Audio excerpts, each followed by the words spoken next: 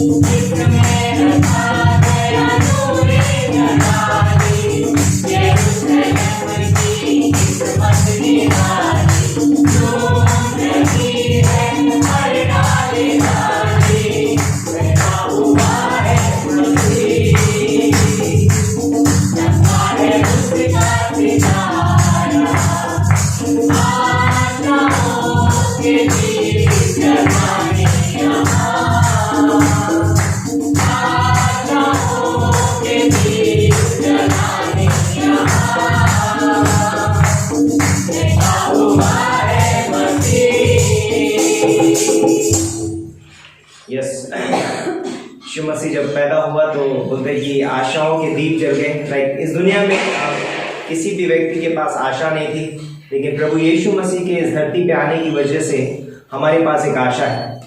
और आज प्रभु यीशु मसीह हमारे जीवन में है और हमें आशा है कि हम एक दिन स्वर्ग जाएंगे। तो हमारी खूबसूरत आशा जो है वो प्रभु यीशु मसीह, इसीलिए हम उसको कहते हैं आप मेरा राजा। इसे हम गीत को गाएंगे, आप मेरा राजा। अब मेरा राजा, अब मेरा राजा, मेरा राजा प्रभु की जय। अब मेरा राजा, अब मेरा राजा, मेरा राजा प्रभु की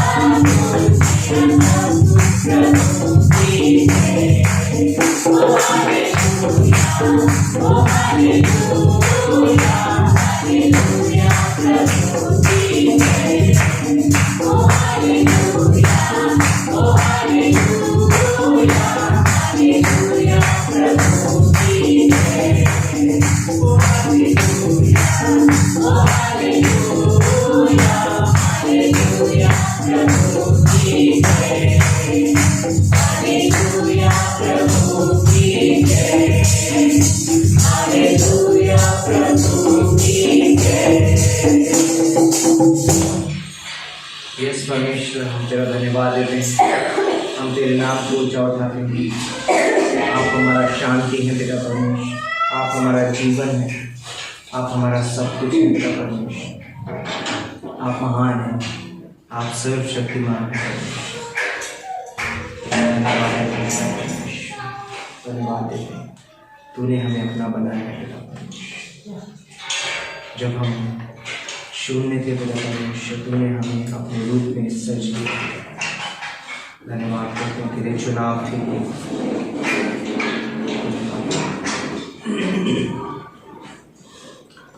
शून्य से लेके तूने मुझे रच लिया अपने ही रूप में, प्रेम किया है अनंत प्रेम से, दिया पुत्र मेरी मुक्ति के लिए। शून्य से लेके तूने मुझे रच लिया अपने ही रूप में, प्रेम किया है अनंत प्रेम से, दिया पुत्र मेरी मुक्ति के लिए। अनोखा प्यार है तेरा, करूँगा स्तुति तेरी मैं सर्वदा। अनोखा प्यार है तेरा, करूँगा स्तुति तेरी मैं सर्वदा। जग में आया यीशु स्वर्ग छोड़कर, मेरा सारा दंड सह लिया उसने। कोड़े खा के क्रूस उठा के यीशु ने मुझे मुक्ति और चंगाई दे दी है। जग में आया यीशु स्वर्ग छोड़कर, मेरा सारा दंड सह लिया उसने। कोड़े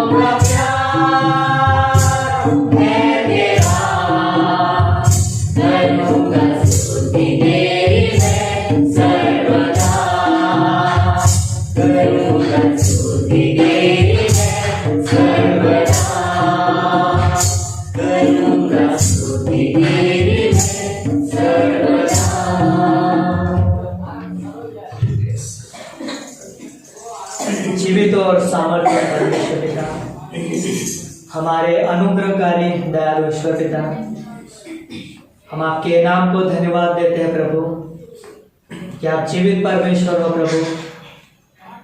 आप स्वर्गों के स्वर्ग में विराजमान हो, आप अपनी महिमा से सामर्थ्य से भरपूर हो। धन्यवाद करते हैं पिता परमेश्वर कि आप हमारे बीच में रहना पसंद करते हो पिता। धन्यवाद देते हैं पिता परमेश्वर कि आप हमारे जीवन के सब कुछ हो प्रभु। आप हमारी चट्टान हो, भरोसा हो प्रभु, हमारा जीवन का मकसद हो पिता। आप हमारे राजा हो, हम आपकी आराधना करते हैं। धन्यवाद हो आपके अद्भुत महान प्रेम के लिए, जो आपके जैसा प्रेम प्रभु हमें कोई नहीं कर पाएगा। धन्यवाद करते उस प्रेम के लिए। हाँ प्रभु, उस प्रेम से हमें कोई अलग नहीं करेगा, और वही प्रेम पिता आपकी आराधना के लिए, आपकी महिमा के लिए हमें विवश करता है। धन्यवाद देते हैं राजा परमेश्वर। आज की सभा को हम आपके हाथों में सौंपते हैं, आने वाले संदेश को हम आपके हाथों में सौंपते हैं। होने देना पिता परमेश्वर, आपके वचन के द्वारा आप हमसे बातें करना, उत्साहित करना प्रभु, हमें मजबूत करना, स्थिर करना, आपकी महिमा, आपका राज्य के लिए प्रभु। धन्यवाद देते राजा परमेश्वर। ये प्रार्थना यीशु मसीह के नाम से मांगते हैं। आप सभी का स्वागत है इस ग्रेटर ग्रेस कलीसिया में और इस मिडवीक सभा में। क्या आप सब लोग सब आनंदित है? सच में तो अद्भुत आराधना था, है ना? बहुत बढ़िया परमेश्वर की आराधना किया आराधना टीम ने। क्यों ना हम परमेश्वर के नाम को और फिर से ताली बजा के परमेश्वर को धन्यवाद दें। बहुत अद्भुत है कि आप लोग यहाँ पर है और परमेश्वर की आराधना और परमेश्वर के वचन से सुनने के लिए आप यहाँ पर इकट्ठा है। तो मैं उससे पहले मैं कुछ चीज़ें मैं बताना चाहूँगा, और जो हमें YouTube के द्वारा भी देख रहे हैं आप सभी का स्वागत है इस समय, और हम आपका भी धन्यवाद करते हैं, आप हमें सुन रहे इस समय और परमेश्वर के वचन से। तो ये जो होने वाले जो हफ्ते के बारे में, जैसे हमने संडे को बात किया था, फिर से एक बार हम आपको बताना चाहेंगे। ओके, तो इस समय जब हम देखते हैं कि मंगलवार का दिन तो चला गया, बाइबल स्टडी होते हैं उस दिन में, और आज के दिन बुधवार की सभा होती है यहाँ पर, और 5 से लेके 6:30 के बीच में सभा होती है। तो हम आपका स्वागत करते हैं इस मिडवीक सभा में, और गुरुवार शुक्रवार को बाइबल कॉलेज होता है और हम उसमें भी आपका स्वागत करते हैं। और यहाँ पर शनिवार के दिन आउटरीच होती है और फैमिली विजिट होता है शाम को। तो हम कान्हा भाई की उधर रहेगा और आउटरीच भी रहेगा, तो हम चाहते हैं कि आप लोग उसमें आइए। ओके, तो और खास करके हम आप सबको एक प्रार्थना विनती देना चाहते हैं। क्या आप लोग प्रार्थना करने के लिए तैयार हैं? सच में? तो आप ये समय जो है क्रिसमस का समय है, ये दिसंबर मंथ जो क्रिसमस का समय है, आप यीशु मसीह के जन्म के बारे में आप सबको बताते हैं, और हम चाहते हैं कि ये 25 तारीख को जब हम सबको आमंत्रित करेंगे तो क्यों ना हम उसके लिए प्रार्थना करें, और आप अपने दोस्तों को इनविटेशन दे सकते हैं क्रिसमस के समय पे, और उनको व्यक्तिगत आप यीशु मसीह के जन्म के बारे में आप बांट सकते हैं कि यीशु मसीह इस धरती पर क्यों आया, उसका आने का मकसद क्या था, मनुष्य के जीवन का मकसद और मनुष्य क्यों है इस धरती पर, उसके बारे में आप बांट सकते हैं इस क्रिसमस के समय पे। और हम चाहते हैं कि आप उसके लिए प्रार्थना करें, 25 दिसंबर के लिए, और जो भी योजना है, जो भी व्यवस्था है, परमेश्वर पूरी करे, इसके लिए आप प्रार्थना कर सकते हैं। तो आइए इस समय प्रार्थना करते हैं सारी चीजों के लिए। परमेश्वर, हम धन्यवाद देते हैं, आपके नाम को ऊंचा उठाते प्रभु, इन सारी चीजों को आपके हाथों में सौंपते हैं। जो भी परमेश्वर हम इस कलीसिया के द्वारा एक्टिविटीज करते हैं प्रभु यीशु मसीह, आप हमें सामर्थ्य देते हो, आप हमें अनुग्रह, हमें प्रेम देते हो प्रभु। धन्यवाद करते हैं इन सारी चीज़ों के लिए। हम 25 तारीख के लिए प्रार्थना करते हैं, कोई प्रोग्राम होगा परमेश्वर, हम चाहते हर एक रुकावट आपके हाथों में सौंपते प्रभु, दूर करना परमेश्वर, और जो भी योजना है परमेश्वर आप पूरी करना, आपका सुसमाचार बांटा जाए, आपका नाम फैलता जाए, इसे हम प्रार्थना करते हैं और प्रभु यीशु मसीह के नाम से मांगते हैं, आमीन। ओके, तो आप मेरे साथ खोल सकते हैं परमेश्वर के वचन से यहोशू की किताब, उसका 24 अध्याय, यहोशू की किताब उसका 24 अध्याय और उसकी 15 पंक्ति। ओके, उसमें जाने से पहले और एक पंक्ति पढ़ते हैं। यशायाह की किताब उसका 9 अध्याय और 6 पंक्ति यहाँ पे कहती है, क्योंकि हमारे लिए एक बालक उत्पन्न हुआ, हमें एक पुत्र दिया गया है और प्रभुता उसके कंधों पर होगी, और उसका नाम अद्भुत, युक्ति करने वाला, पराक्रमी परमेश्वर, आनंद काल का पिता और शांति का राजकुमार रखा जाएगा। यहाँ पर यीशु मसीह के बारे में बात हो रही है। ओके, और यहोशू की किताब उसका 24 अध्याय और 15 पंक्ति में यहाँ पर कहता है परमेश्वर का वचन, और यदि यहोवा की सेवा करनी तुम्हें बुरी लगे तो आज चुन लो कि तुम किसकी सेवा करोगे, चाहे उन देवताओं की जिनकी सेवा तुम्हारे पुरखा महानद के उस पार करते थे, और चाहे अमोरियों के देवताओं की सेवा करो जिनके देश में तुम रहते हो, परंतु मैं तो अपने घराने समेत यहोवा की सेवा नित्य करूंगा। यहाँ पर जो लास्ट पार्ट में देखते यहाँ पर देता है, परंतु मैं तो अपने घराने समेत यहोवा की सेवा नित्य करता रहूंगा। तो ये अपने आंखों को बंद करते हैं। परमेश्वर, हम धन्यवाद करते हैं, ये जो वचन है परमेश्वर आपका है, आपके लोग हैं परमेश्वर। धन्यवाद करता हूं इस समय प्रभु यीशु मसीह, मेरे मुंह को चुना परमेश्वर, और प्रभु आपके पवित्र आत्मा के द्वारा बात करना परमेश्वर, आपकी देर जो भी हमें ऑनलाइन सुन रहे परमेश्वर, और यहाँ पे कलीसिया बैठी हुई प्रभु, सबको आपके हाथों में सौंपते प्रभु, आपके वचन को आप अभिषेक करना परमेश्वर, मुझे इस्तेमाल करना परमेश्वर, आपके वचन को बांटने के लिए धन्यवाद करते हैं, प्रभु यीशु मसीह के नाम से मांगते हैं, आमीन। तो यहाँ पर जब हम ये पंक्तियों को पढ़ते हैं, जब यहोशू का 24 अध्याय और 15 पंक्ति को पढ़ते हैं, यहाँ पर जो यहोशू है वो अद्भुत लीडर है और इजराइल प्रजा को अगुवाई कर रहा है। मूसा अब नहीं है, मूसा मर चुका है, और यहाँ पर अभी मूसा की सेवा खत्म हो चुकी है। और यहाँ पर भी हम जब 24वें अध्याय में आते हैं, यहोशू के 24 अध्याय में, यहाँ पर भी यहोशू का अंतिम संदेश चल रहा है। यहाँ पर इजराइल प्रजा को अंतिम संदेश है यहाँ पर, और ये जो है जो संदेश यहाँ पर वो दे रहा है, और इस स्थान का नाम है सिकेम स्थान का नाम है, और वहां पर वो सब आगेवान को वहां पर बुलाया, और वहां पर उनके सामने वो उनको चुनौती दे रहा है, और ये चुनौती दे रहा है कि वहां पर अमोरी देवताओं के भी लोगों के भी देवता थे वहां पर, और हम जानते हैं वहां पर अन्य देवता भी थे वहां पर, और वहां पर अभी इजराइल प्रजा के पास, सारे उन लोगों के पास अच्छी सुविधा है, अच्छा सब कुछ है, और वो जहां पर परमेश्वर ने वादा किया था वहां पर अभी वो पहुंच चुके हैं, और सारी चीजें उनके लिए अभी ठीक है। अब उन लोगों को अभी आसान था कि वो उन देवताओं के पीछे चले, उनकी आराधना करे, उन लोगों में मिक्स हो जाए, उन सभी के पास वो था, और वहां पर यहोशू ने देखा वो सारी चीजें, अब वो वहां पर उनको चुनौती दे रहा है। और जब हम व्यवस्था विवरण उसका 30 अध्याय अगर हम पढ़ेंगे, और वहां पे कहता है 19 पंक्ति में, व्यवस्था विवरण 30 अध्याय और 19 पंक्ति में, यहाँ पर मूसा वही एक चेतावनी यहाँ पर दोहरा रहा है इजराइल प्रजा को। यहाँ पर कहता है, और आज आकाश और पृथ्वी दोनों को तुम्हारे सामने इस बात की साक्षी बनाता हूं कि मैंने जीवन और मरण, आशीष और शाप को तुम्हारे आगे रखा है, इसलिए तुम जीवन ही को अपना ले कि तू और तेरा वंश दोनों जीवित रहे। यहाँ पर जब हम देखते हैं यहोशू की किताब में, यहोशू वही बात दोहरा रहा है, और जब हम व्यवस्था विवरण में देखते हैं, मूसा भी वही बात यहाँ पर दोहरा रहा है। यहाँ पर कहने का मतलब यहाँ पर यह है, यहाँ पर उनको एक चेतावनी दी जाए, तुम चुन लो तुम किसकी सेवा करोगे। यहाँ पर मुझे यहोशू का एक बात मुझे बहुत अच्छी लगती है। वहां पर वो उनको यहाँ पर एक क्या बोलता है उसको, यहाँ पर स्वेच्छा दिखती परमेश्वर की। वो जबरदस्ती नहीं कर रहा है उनको कि नहीं नहीं तुमको यही करना चाहिए। वो आगेवान है, वो लीडर है, वो उनके साथ वो जबरदस्ती कर सकता था, लेकिन वो वहां पर उनको स्वेच्छा दे रहा है और वो बोलता है तुम चुन लो, लेकिन मैं और मेरा घराना क्या करेंगे, नित्य यहोवा की क्या करेंगे, सेवा करेंगे। तो आज मैं यहाँ पर मैं बताना चाहूंगा, जो भी हमें ऑनलाइन देख रहे और जो भी हम कलीसिया में बैठे हुए, तो हो सकता है कई बार 3 चीजें हमारे जीवन में बहुत इंपॉर्टेंट है। पहली चीज यह है चुनाव, और दूसरी चीज है निर्णय, और तीसरी चीज है प्रथम स्थान।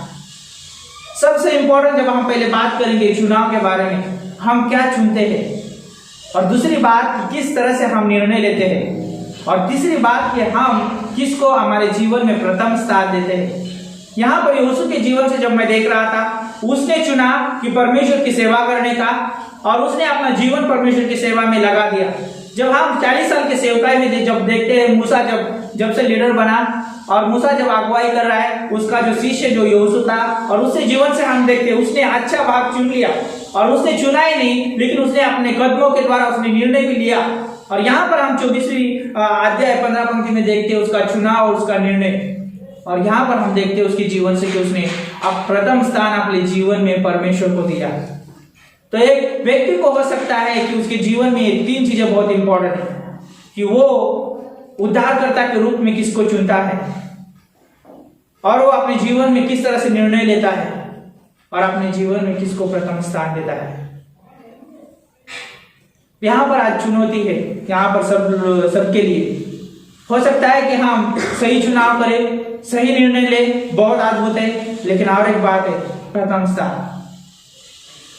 यहाँ पर एक स्थान की बात होती है, और परमेश्वर चाहता है कि वो हमारे जीवन में प्रथम स्थान ले। यीशु मसीह चाहता है कि वो हमारे जीवन में प्रथम स्थान ले। यीशु मसीह को दूसरा स्थान नहीं चाहिए। क्यों नहीं चाहिए? क्योंकि परमेश्वर ने मनुष्य को अपनी महिमा के लिए, अपनी सेवा के लिए, अपने उद्देश्य के लिए बनाया। परमेश्वर की आराधना करे, परमेश्वर की महिमा करे, परमेश्वर के साथ संगति करे। परमेश्वर चाहता है उसका प्रथम स्थान है, उसी को चाहिए वो प्रथम स्थान। परमेश्वर आप मनुष्य के जीवन में दूसरा स्थान नहीं चाहता है। यहाँ पे 2 चीजें हैं, और मैं यहाँ पर 2 व्यक्तियों के बारे में बताना चाहूंगा। पहला जो है शैतान है, पहला जो है यीशु मसीह है, दूसरा है शैतान। जो यीशु मसीह जो है जीवित परमेश्वर है, और यहाँ पर हम जान सकते हैं एक शैतान जो है एक स्वर्गदूत है, और वो गिराया हुआ स्वर्गदूत है, और वो धन का परमेश्वर जाना जाता है इस संसार में। तो हमें चुनना है कि हम किसकी आराधना करेंगे, हमें निर्णय लेना है कि हम किसके पीछे चलेंगे, हमें चुनना है कि हम किसको प्रथम स्थान देंगे। हमारे ऊपर है। कई बार हो सकता है हम परमेश्वर को प्रथम स्थान ना दें, कई बार हो सकता है हमारे परिवार को हम प्रथम स्थान दें, कई बार हो सकता है कि हम अपनी पत्नी को प्रथम स्थान दें, हो सकता है हम अपने बच्चों को प्रथम स्थान दें, हो सकता है अब टेलीविजन है तो हम उसको टीवी या मोबाइल जो भी ये चीजें उसको प्रथम स्थान दें। लेकिन यहाँ पर बात ये होती है, जब हम चुनते हैं, हम निर्णय लेते तो हम किसको प्रथम स्थान देते हैं। यहाँ पे जब हम यीशु मसीह को चुनते हैं और हम उसके पीछे चलने का निर्णय लेते हैं, तो हम उसको प्रथम स्थान हमारे जीवन में देना बहुत जरूरी है। तो यहाँ पे कुछ बातें बताना चाहूंगा मैं। यहाँ पर गलत चुनाव के बारे में या गलत निर्णय के बारे में बताऊंगा। यहाँ पर बहुत सारे हम उदाहरण देखते हैं यहाँ पर बाइबल में। अर्पा ने गलत चुनाव किया, लूत के जीवन के बारे में देखते हैं, उसने गलत चुनाव किया, उन्होंने गलत निर्णय लिया। बहुत सारे ऐसी चीजें देखते हैं। शमसन के बारे में देखते हैं, उसने गलत निर्णय लिया अपने जीवन में, उसको जाना नहीं चाहिए था। 2 बार उसने पलिस्ती स्त्री के साथ वो प्रेम में गिर गया, उसने गलत निर्णय लिया। और हम जानते हैं दाऊद के बारे में, जो हृदय के अनुसार चलने वाला व्यक्ति है, उसने भी वो गलत एक बार निर्णय लिया उसने। यहाँ पर जो बात हो रही है, यहाँ पर गलत क्यों गलत बात हो रही है, यहाँ पर गलत निर्णय की क्यों बात हो रही है? जब आदम और हवा को जब परमेश्वर ने बनाया, उनके पास वही इच्छा थी। परमेश्वर ने उनको जबरदस्ती नहीं किया कोई निर्णय लेने के लिए, कोई चुनाव करने के लिए। उनके पास परमेश्वर ने सोई इच्छा दी थी। परमेश्वर ने उसके उद्देश्य के लिए बनाया हुआ था, उसकी महिमा करे, उसके साथ आराधना करे और उसकी संगति में बने रहे। लेकिन यहाँ पर उन्होंने गलत चुनाव किया, उन्होंने वहां पर गलत निर्णय लिया और उसके वजह से पाप इस जगत में आया। और जानते हैं हम उत्पत्ति से लेके प्रकाशित वाक्य तक उसके बारे पाप के बारे में लिखा हुआ है। उन्होंने गलत निर्णय लिया, अपनी सोई इच्छा से लिया और वहां पर इस जगत में पाप आया। इसीलिए मनुष्य आज जब जन्मता है एक बच्चा, तो पापी स्वभाव में जन्मता है। और जब इसीलिए उसके पास एक पापी सोच है, उसके पास एक पापी पुराना स्वभाव है उसके पास, और उसको यीशु मसीह की जरूरत है। इसलिए दाऊद कहता है, जब वो यीशु बोलता है कि जब मैं माता के गर्भ में था तभी से मैं क्या हुआ, उसी समय मेरे पास पापी स्वभाव था, है ना। तो यहाँ पर जस्ट मैं कहना चाहूंगा, यहाँ पर जब एक बच्चा जन्मता तो पापी स्वभाव में जन्मता, उसके पास पापी सोच है, लेकिन उसको उसमें से निकालने के लिए यीशु मसीह की जरूरत है। और यहाँ पर कहता है, परमेश्वर का वचन कहता है, सब मनुष्य ने पाप किया और परमेश्वर की महिमा से रहित है। वो उसको यीशु मसीह की जरूरत है, परमेश्वर की जरूरत है। और आज हम जानते हैं, और एक बाइबल में एक बहुत अद्भुत उदाहरण है। एक धनी व्यक्ति है और मरकुस का 10 अध्याय, अगर आप पढ़ना चाहो तो मेरे साथ निकाल सकते हैं। मरकुस का 10वां अध्याय, और वहां पे 17 और 21 और 22 पंक्ति पढ़ेंगे। आप 3 पंक्तियों के ऊपर बात करेंगे। तो 17 पंक्ति में कहता है, और जब वो निकल कर मार्ग में जाता था तो एक मनुष्य उसके पास दौड़ता हुआ आया और उसके आगे घुटने टेक कर उससे पूछा, हे उत्तम गुरु, अनंत जीवन का अधिकारी होने के लिए मैं क्या करूं? यहाँ पर जब वो धनी व्यक्ति यीशु मसीह के पास आया, वो युवक, और यीशु मसीह को पूछता है, मैं अनंत जीवन का अधिकारी होने के लिए मैं क्या करूं? और बहुत अभी आप आगे पढ़ते जाओगे तो 10 आज्ञाओं को, सारी चीजों को बोलता है कि मैं बचपन से मानता आया हूं, वो सारी चीजें। लेकिन उससे हृदय में एक बात बड़ी थी, वो यीशु मसीह के पीछे चलना चाहता था, ओके, लेकिन उसके पास धन भी था, वो धन को भी नहीं छोड़ना चाहता था।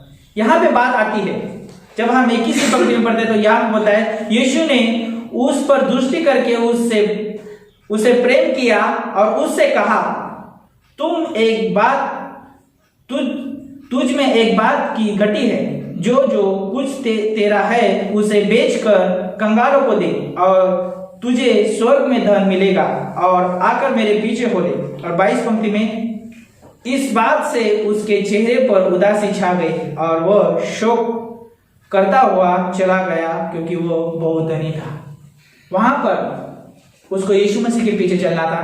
बहुत अच्छा है, यीशु मसीह ने उस प्रेम किया, उसे यीशु मसीह बहुत प्रेम करता है, लेकिन वहां पर उसके यीशु मसीह के पीछे चलना है। और चलने के लिए वो आया भी वहां पर और बोलता है, मुझे आनंद जीवन का अधिकारी बनने के लिए मुझे क्या करना है। उसने कदम भी उठाया, चुनाव भी किया, उसने निर्णय भी लिया। लेकिन यहाँ पर आती है बात प्रथम स्थान देने की। उसने चुना कि मैं यीशु मसीह के पास जाऊंगा। उसने निर्णय भी लिया, नहीं अभी मैं जाऊंगा, उसको पूछूंगा। लेकिन यहाँ पे जब स्थान देने की बात आई तो वो पीछे हट गया।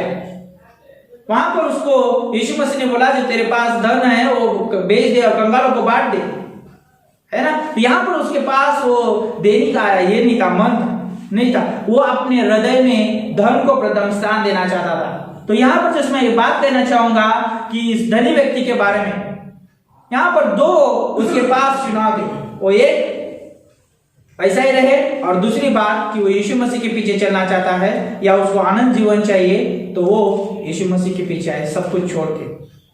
यहाँ पर वो दोनों की सेवा करना चाहता था, यीशु मसीह की भी और धन की भी। और जैसे हमने शुरुआत में कहा, अगर हम परमेश्वर के पास आते हैं तो हमारे पास आनंद जीवन, और जब हम शैतान के पीछे चलना चाहते हैं, हमारे पास वो धन का देवता है, उसके पास अगर हम जाना चाहते हैं तो हमारे पास आनंद जीवन नहीं है। यहाँ पे हमारे पास स्थान देने की बात आती है। ओके, और यहाँ पर जब यिर्मयाह की किताब उसका 21 अध्याय 8 पंक्ति में परमेश्वर कहता है जीवन का मार्ग और मृत्यु का मार्ग मैं बताऊंगा। परमेश्वर के पास है वो मार्ग, दो मार्ग है ना, जीवन का भी मार्ग और मृत्यु का भी मार्ग। अगर हम जीवन का मार्ग चाहते हैं तो हमें यीशु मसीह के पीछे चलना है। अगर हम मृत्यु का मार्ग चाहते हैं तो हम उस पापी स्वभाव में, उस क्या बोलते हो, अपने पुराने स्वभाव में जीवन जी सकते हैं। हम यीशु का इनकार कर सकते हैं हम, ओके, और हम जैसे जीना चाहते हैं धरती पर जी सकते हैं और एक दिन हमको मृत्यु आएगी। और यहाँ पर जब बात आती है कि यीशु ने कहा, यीशु मसीह ने एक दावा किया, यीशु मसीह कहा मार्ग मैं हूं। ओके, इस धरती पर किसी ने दावा नहीं किया मार्ग सत्य और जीवन मैं हूं, लेकिन यीशु मसीह ने दावा किया मार्ग मैं हूं। यीशु मसीह जीवन का मार्ग है, यीशु मसीह स्वर्ग जाने का मार्ग है, यीशु मसीह आनंद का मार्ग है, शांति का मार्ग है। यीशु मसीह के पास उत्तम मार्ग है एक मनुष्य के लिए। जो यीशु मसीह के पास आना चाहता है, यीशु मसीह के पीछे चलना चाहता है, उसके पास आनंद जीवन का मार्ग, वो आनंद जीवन के ऊपर चल सकता है। यहाँ पर इसीलिए यीशु मसीह कहता है अपना क्रूस उठाओ, है ना। यीशु मसीह कहता है मेरा क्रूस उठा लो। यहाँ पर जब वो व्यक्ति के पास, धनवान व्यक्ति के पास जब चुनाव आया, निर्णय आया, प्रथम स्थान जब उसको देने की बात आई तो पीछे मुकर गया, हट गया। जो यीशु मसीह के पास आना चाहता है उसको यीशु मसीह का क्रूस उठा के चलना पड़ेगा। और लोग आज आप जानते हैं, हम इस संसार में लोग पहले वो मुकुट की बात करते हैं, हमें इनाम क्या मिलेगा, हम जब यीशु मसीह के पीछे चलेंगे हमको क्या मिलेगा, मुकुट की बात, अधिकार की बात करते हैं। और उसी तरह से हम बाइबल में भी जानते हैं जब यीशु मसीह पहले यीशु मसीह इस धरती पर आया और उसने जन्म लिया और वो सेवा की उसने और क्रूस पे चढ़ाया गया। लेकिन उससे पहले यीशु मसीह ने कुछ लोगों से बातें की और यीशु मसीह के पीछे चलने के छोड़ दिया उन लोगों ने। बात ये कि यीशु मसीह ने कि एक दिन वो क्रूस पे मारा जाएगा, है ना, गाड़ा जाएगा। तो उन लोगों को अच्छी नहीं लगी बात। क्यों अच्छी नहीं लगी? क्योंकि उनको एक राजा के रूप में चाहिए था। क्यों राजा चाहिए था? कि वो रोमी लोगों को हरा दे, वहां पे अपना राज्य स्थापित करे और वो अद्भुत वहां पर क्या करे, हमारी सुविधा करे, हम उसके साथ एंजॉय करें, उसके साथ हम अधिक ये करें, राज्य करें। लेकिन यहाँ पर जब यीशु मसीह जब पहले आया, पहले आगमन में यीशु मसीह यहाँ पर क्रूसित होने के लिए आया, मनुष्य का पाप का बलिदान चुकाने के लिए आया। और हम जानते हैं कि यीशु मसीह दोबारा आने वाला है और वो राजा के रूप में आएगा। उस समय उसके सर पे एक मुकुट होगा, वो राजा के रूप में आएगा। पहले क्रूस है, बाद में मुकुट है। यहाँ पे कहने की बात यह है, पहले क्रूस है। जो कोई यीशु मसीह के पीछे आना चाहता है उसे क्रूस से गुजरना पड़ेगा, उस अनुग्रह और प्रेम के संदेश से गुजरना पड़ेगा। जब वो अनुग्रह और प्रेम यीशु मसीह का उसके जीवन में आएगा, वो सही चुनाव करेगा, वो सही निर्णय लेगा और सही प्रथम स्थान देगा। और हम जानते हैं कि जब वो एक धरती छोड़ेगा और एक दिन उसको मुकुट भी मिलेगा उस स्वर्ग में। यह है अद्भुत बात। और हम जब जानते हैं यहाँ पर कि उस व्यक्ति ने सही चुनाव नहीं किया, सही निर्णय नहीं लिया और सही उसने प्रथम स्थान नहीं लिया। और इफिसियों का 2:8 में कहता है हमारा उद्धार कैसे हुआ, अनुग्रह से हुआ है। और हम जानते हैं कि अनुग्रह के द्वारा हमें उद्धार मिला है और हमें वहां पर उस क्रूस पे हमें अनुग्रह मिला है। यीशु मसीह ने हमें वहां पर क्रूस पे अनुग्रह दिया है और यीशु मसीह ने हमें एक मार्ग निकाला है कि हम स्वर्ग में जा सकते हैं। यीशु मसीह ने हमेशा हमेशा के लिए वो मार्ग निकाला कि जो कोई, यूहन्ना 3:16 कहता है, जो कोई परमेश्वर पे विश्वास करता है वो आनंद जीवन पाएगा, वो नाश नहीं होगा, है ना, क्योंकि परमेश्वर ने उससे बहुत प्रेम किया है। और हम जानते हैं यहाँ पर कोई व्यक्ति अपने ताकत से नहीं जा सकता स्वर्ग, कोई अपने कर्मों से नहीं जा सकता। इफिसियों का 2:9 में कहा है वहां पर कोई कर्मों के द्वारा नहीं जा सकता। यहाँ पर कर्म की बात नहीं, यहाँ पे सबसे बड़ा है कि यीशु मसीह पे विश्वास करेगा वो व्यक्ति वो स्वर्ग जाएगा। बहुत सारे लोग हैं अपने दान पुण्य कर रहे और अपने कर्मों के द्वारा वो सोच रहे कि हम स्वर्ग जाएंगे। आज मैं कहना चाहूंगा यहाँ पर चुनौती है कि अगर स्वर्ग में कोई जाना चाहता है तो यीशु मसीह पे विश्वास करना बहुत जरूरी है। यहाँ पे हम मत्ती का किताब उसका 7 अध्याय 13 और 14 पंक्ति पढ़ते हैं। यहाँ पे 2 मार्ग है, एक बड़ा मार्ग है और एक छोटा मार्ग है। मैं शॉर्ट में बताना चाहूंगा, जो बड़े मार्ग पे चलने वाले बहुत सारे लोग हैं लेकिन छोटे मार्ग पे चलने वाले बहुत कम है। और छोटा मार्ग जो है यीशु मसीह के पीछे चलने वाला है, वहां पे सिर्फ एक व्यक्ति व्यक्तिगत रूप से चल सकता है। वहां पे व्यक्तिगत परमेश्वर है और व्यक्तिगत चाल उसके साथ चल सकता है।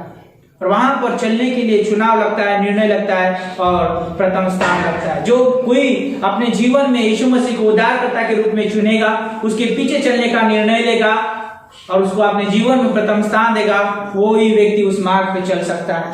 और इस संसार में बहुत सारे लोग हैं, बड़े मार्ग पे चलने वाले हैं, लेकिन याद रखिए यहाँ पर 2 मंजिलें मैं बताना चाहूंगा।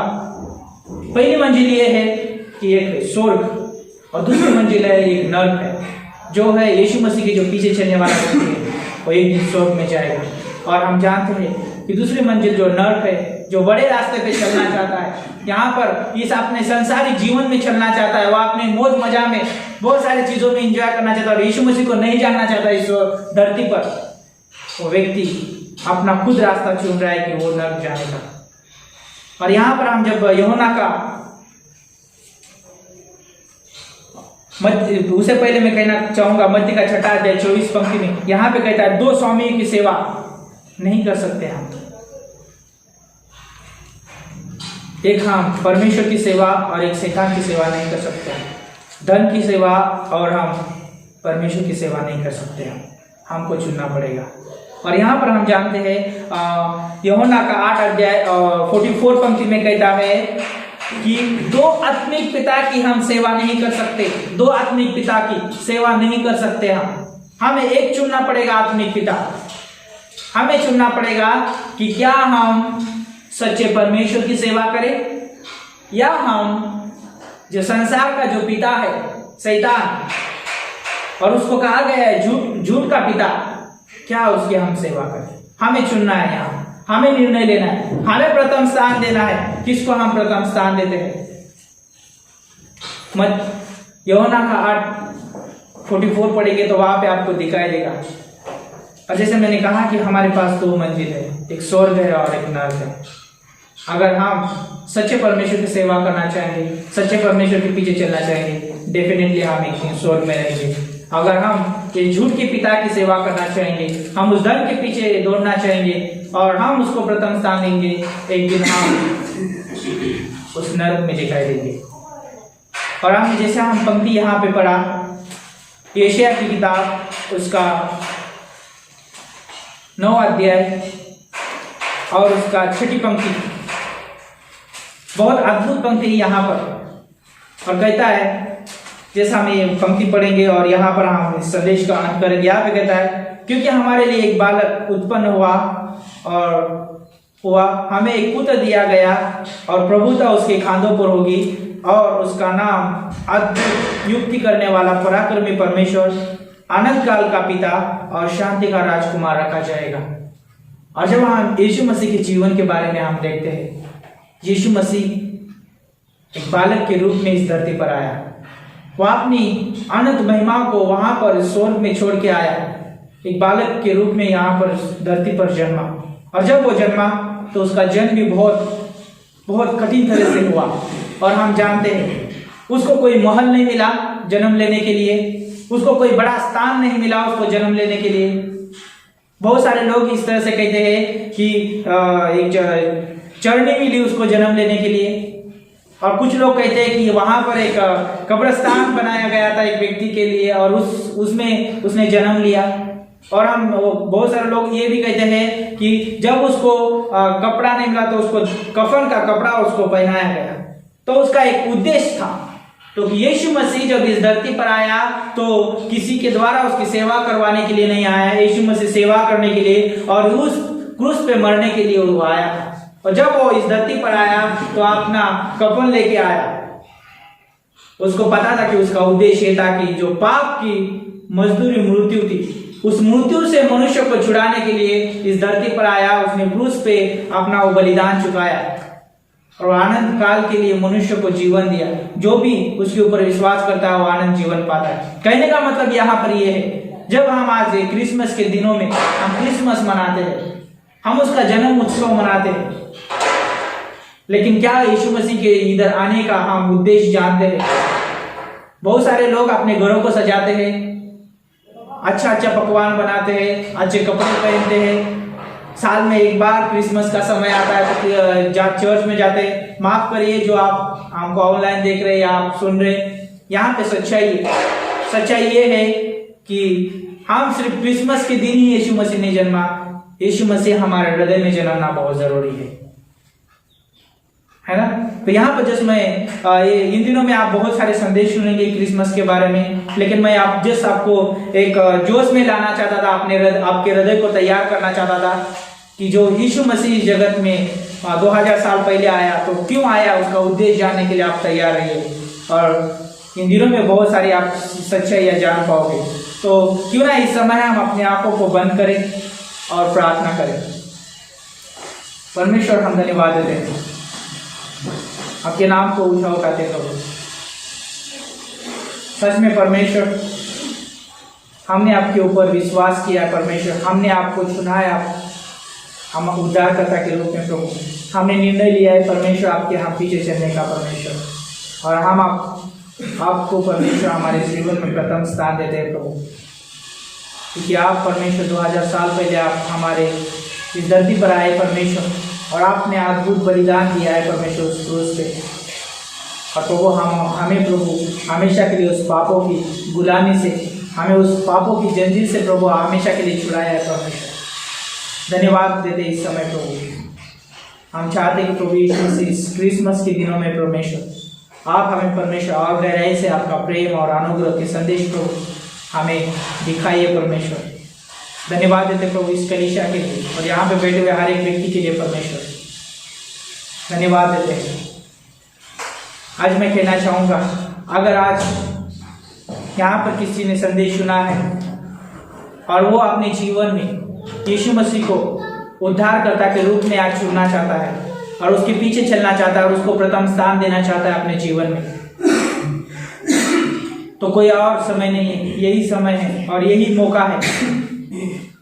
कल का दिन किसी व्यक्ति ने नहीं देखा है, लेकिन यही समय है कि आज आप उद्धारकर्ता के रूप में यीशु मसीह को ग्रहण कर सकते हैं। तो एक छोटी सी प्रार्थना आप मेरे पीछे कर सकते हैं और यीशु मसीह आपको आनंद जीवन देगा। तो आप मेरे पीछे प्रार्थना कर सकते हैं। हे परमेश्वर, आप मेरे जीवन में आइए, मैं आपको उद्धारकर्ता के रूप में स्वीकार करता हूँ। आप मेरे पापों को क्षमा करिए, आप ही है वो मार्ग स्वर्ग जाने का। आज मैं आपके ऊपर विश्वास करता हूँ, आप मुझे आपका पुत्र या पुत्री बनाइए परमेश्वर। और जब मैं एक दिन इस धरती छोड़ूं तो आप मुझे स्वर्ग में लीजिए। और प्रभु यीशु मसीह, जब तक इस धरती पे हूँ मैं, तब तक आप मेरा सहायक और आप मेरा मार्गदर्शक बनिए। आप मुझे आपके पीछे चलने के लिए, आप मुझे आपका विश्वासी जीवन जीने के लिए मदद करिए। ये प्रार्थना को यीशु मसीह के नाम से मांगता हूँ, आमीन। तो यहाँ पर मैं बताना चाहूँगा, अगर किसी ने सच्चे दिल से यहाँ पर प्रार्थना की है तो मैं आपको बताना चाहूँगा कि आप एक दिन स्वर्ग में डेफिनेटली रहेंगे। तो आइए प्रार्थना करते हैं। प्रभु धन्यवाद इन सारी चीज़ों के लिए, आगे भी अगुवाई करिए, यीशु मसीह के नाम से हम मांगते हैं, आमीन।